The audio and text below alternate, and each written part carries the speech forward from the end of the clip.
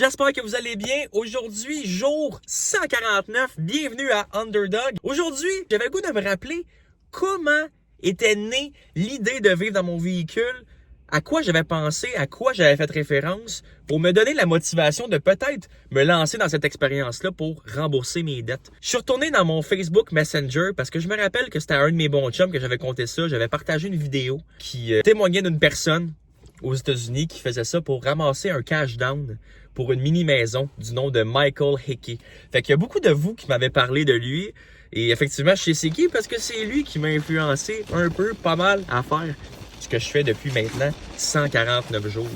Puis c'est le 9 avril 2024 que je suis tombé sur une de ses vidéos. Je pense que c'était son jour 55, 56, autour de ça.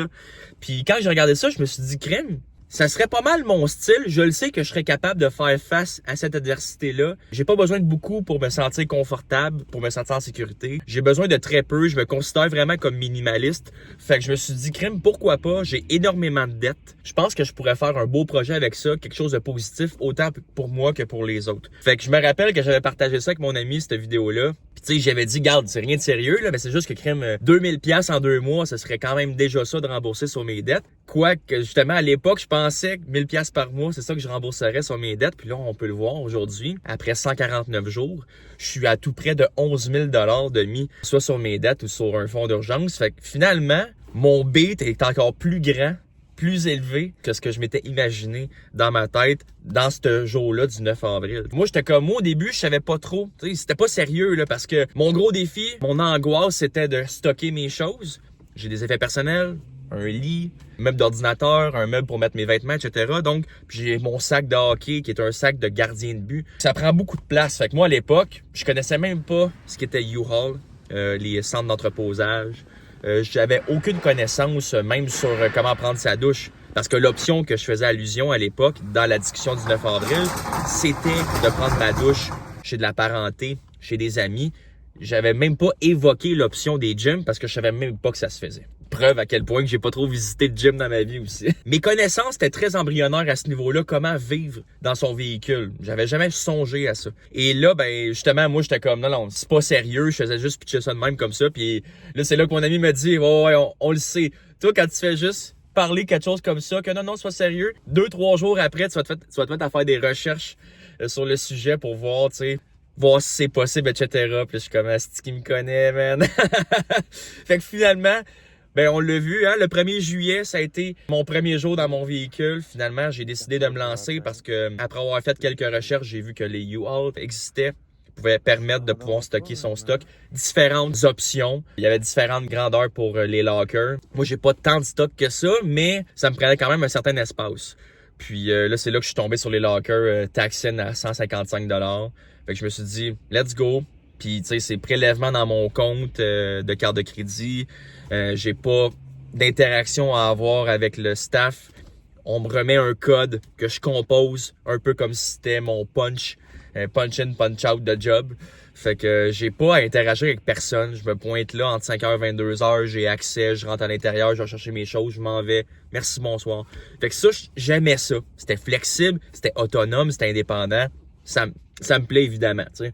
Là, je me suis lancé le 1er juillet, mais c'est quand même drôle de voir à quel point ça a parti le 9 avril d'un vidéo que j'ai croisé. J'étais comme, c'est intéressant, pour vrai, je trouve ça cool. Tu sais, à l'époque, je fréquentais quelqu'un, là, fait que tu sais, c'est sûr que je pensais pas nécessairement aller de l'avant avec cette option-là, mais plus que les semaines ont avancé, on s'est rapproché mai, juin, je voyais que mon bail allait se terminer. Puis là, j'étais comme, pour vrai, je suis pas pressé de signer un bail tout de suite. Je savais que les gens autour réagiraient pas tous de la même façon. Il y en a qui sont solidaires, puis il y en a d'autres qui sont comme, OK, mais qu'est-ce que tu vas faire là? Arrête de niaiser, reviens sur terre, sors de ta tête, puis comme, pogne-toi un bail pas cher. Mais comme moi, j'avais vraiment envie de ça. J'étais vraiment dans un mode, oui, je suis minimaliste, mais là, c'est encore plus turbo-minimaliste. J'avais le goût de faire attention à mes dépenses le plus possible, de pouvoir limiter toutes mes sorties d'argent, puis même en incluant le loyer. Tu sais, là que je me suis dit, OK, pour vrai, la marge, je le fais, là.